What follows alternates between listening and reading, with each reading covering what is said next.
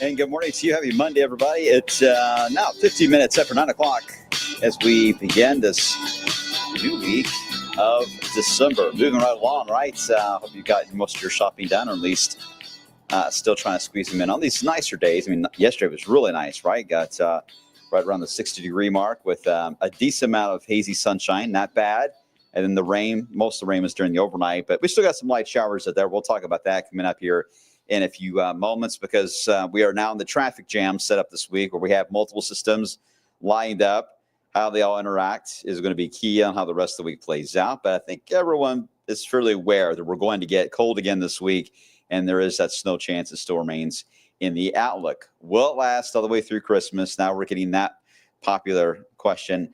We only are getting just bits and pieces right now on Christmas Eve and Christmas Day. And the pieces that I've seen, there's a storm system that arrives just before and after that window. There's only a few that have it in the area during Christmas Eve and Christmas Day, but there are a few that say something before it and something after it, but they don't get into a lot of detail as far as the parameters I'm able to see if it's going to be rain or snow.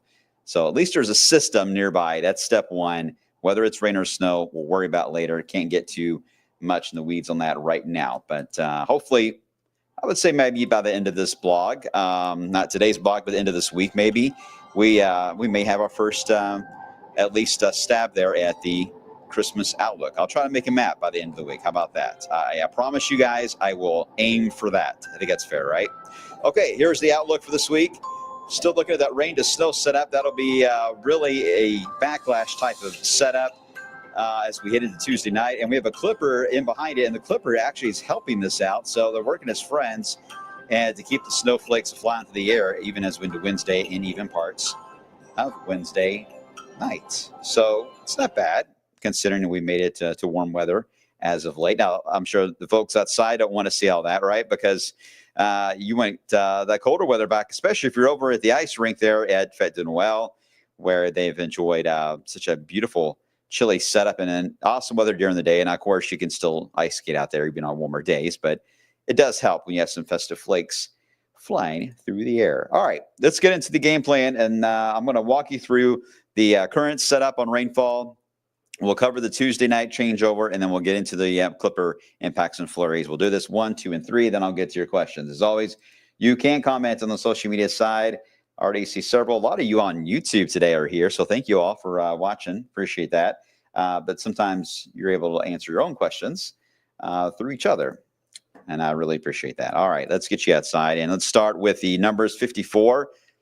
Not bad. A week ago, we were bracing ourselves, right, for the cold blast. So 54 degrees, 50 in Salem, 55 as you head toward Marion County. Now, we're not going to move a whole lot today just because we are so cloudy and saturated. Rainfall amounts, anywhere you see that lighter shade of green, or darker shade of green, I should say, that's less than an inch, but amounts up to close to 0.8 possible. There were a lot of 0.3, 0.4s that took place. I think at my house, I ended up with a quarter of an inch, a little more than a quarter at my house. So this seems pretty fair that it was generally a central Kentucky half inch of rainfall, maybe 3/4, and then lighter amounts, less than a quarter, fell in elsewhere. So not exactly a huge rainfall, but just enough of a good soaking rain while you're asleep to get the cars cleaned off a bit and get that salt off them as well. All right. We still have some light showers and drizzle. The drizzle is not going to show up very well. I've extended the drizzle out all the way really through tonight. The drizzle is going to linger for a while because there's no clear-cut front here that is ushering in drier air. So that's not happening, which is why we are running right into the next system immediately. The front has stalled in the area, so we're basically just using the fronts, or borrowing, I guess, the front impact to help guide the next wave that'll move in tomorrow, that hopefully be the one that'll have some colder weather with it to give us something wintry. So, but this is the stalling effect we talked about last week. I would slow down from Pennsylvania down into Texas. That's what this front is in the process of now doing. And you can look at the actual radar. I can almost see it in a line all the way down through southern areas of Arkansas, while the slug of rain, the main slug of it, has pushed way ahead of the front and is now heading through Pennsylvania.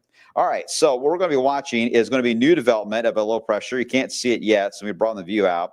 This little piece of energy now across Rapid City is going to be digging down to help induce the next low that will be forming somewhere around Texas and into Louisiana. It will then ride right along the front, far east Kentucky, and to the spine of the Appalachians and head east. Now, too far away to really give us a rain to snow setup on the backside. I think that's going to be east Kentucky, east Tennessee, I-75 maybe, all the way through Ohio, but we may be too far away. But it's not all bad news, because remember I said there is also a clipper that will also fall into play. Well, because of that clipper coming down to pay us a visit, the clipper, as it dives in, is going to help take some moisture that's just laying here across the Ohio River Valley on the backside of the front and literally develop a band of snow right over us. So this will be a little difficult. This is not going to be a snow band that is going to form to our west and we track it moving in. This is going to be the development of a snow band right over us. It gets enhanced because the clipper moves in from the west. Typically, these are very light. A coverage of them could be greater than what the model shows. So I do think it could be very much a snow globe type seams, or I'm trying to say, as we head into later on into late Tuesday night and even into Wednesday, because even after we deal with this backlash snow showers that will develop over us, that will drift east, but the clipper is going to be so close to it, they basically merge into one, just to provide for just a constant feed of snow showers and flurries that will linger throughout the day on Wednesday into Wednesday night. And by Thursday, majority of that should have already wound down. All right, it's a very unusual way to get some backlash snow. Normally, if it was just a backlash, I wouldn't be excited about it. It would just leave town. But the clipper moving in is helping us out, like trying to flare up the caboose of the system at the last minute before it leaves us. And but them working as a team, so thank you, Clippers. Maybe they are a friend. They're helping to enhance at least some snow shower activity. Now, before you get too excited, this does look to be very much a light event. Here it is on Futurecast hour by hour. Today, again, it's drizzle. We're talking about low clouds. This will continue all the way through the afternoon, continue into the night. Now, here comes the enhancement of that second piece that is now into Rapid City. It develops the new low. We're going to start to see that push up. You're going to see much more of your rain light up in eastern Kentucky than you will in western areas of the state. That is your best track of the system. So now the system is parallel to us. It's moving up near Lexington. We can stare at it eye to eye if we look down 64, so we know it's here. But now we are going to get a little small drying period in between, because we're waiting for the clipper to come in and then just magically allow for snow to develop.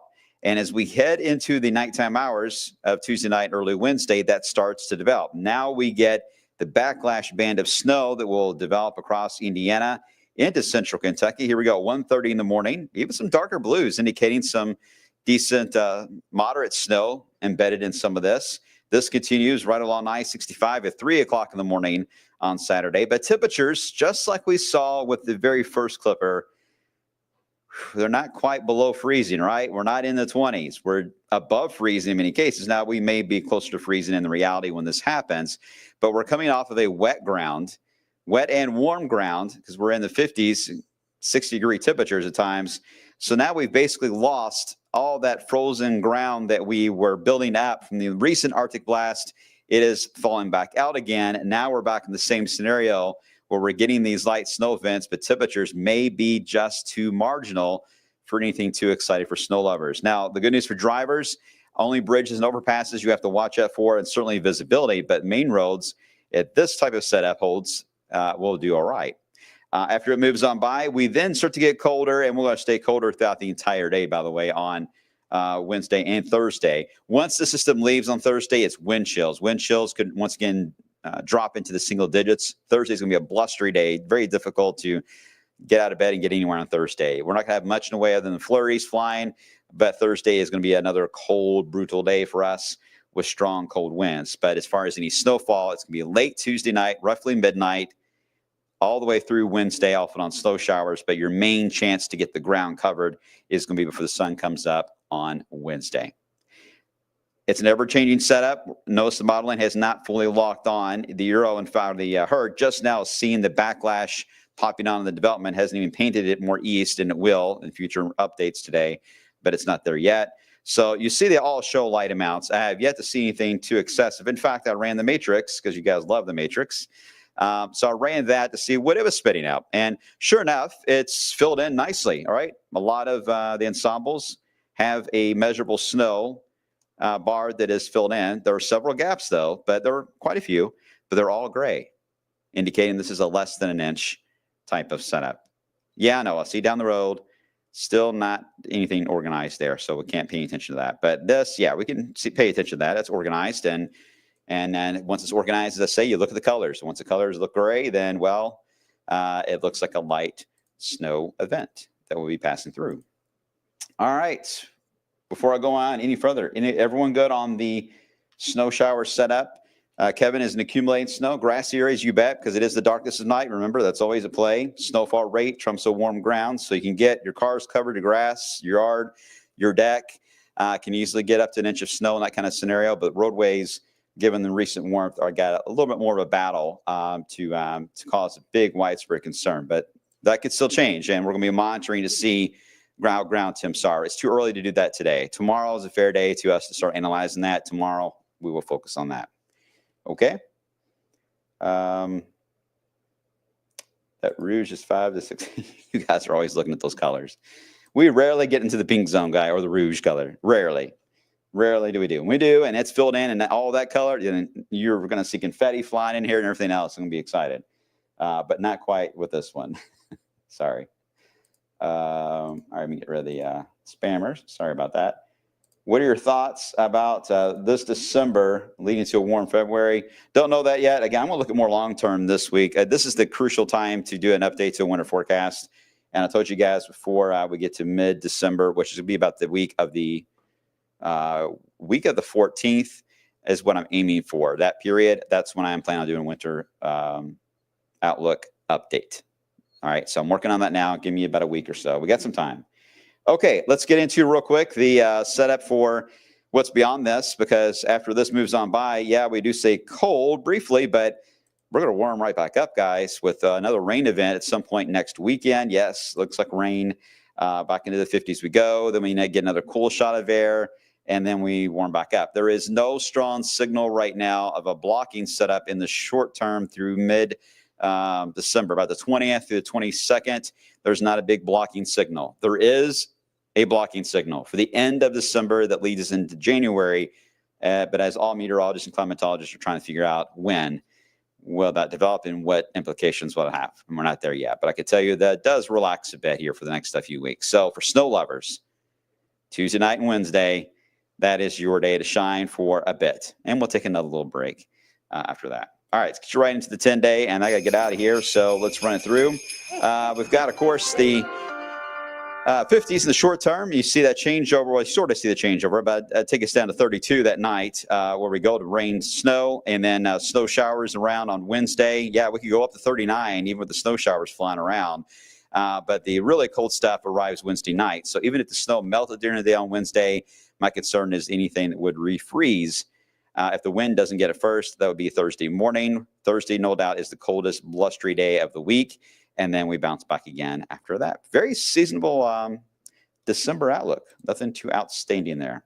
All right, guys. Don't forget to send me all your holiday decor outside, your displays, whether it's Santa and your pet photos, whatever, on the Wave Weather app. Send them under the good photo of the day, and you may see them come up today at 3 o'clock. I'll be doing them every day, actually. Every day at 3. So make sure to get them in. Be creative with them. The ones that are creative, well, get my attention a little more. Thanks for watching, guys. See you on the other side.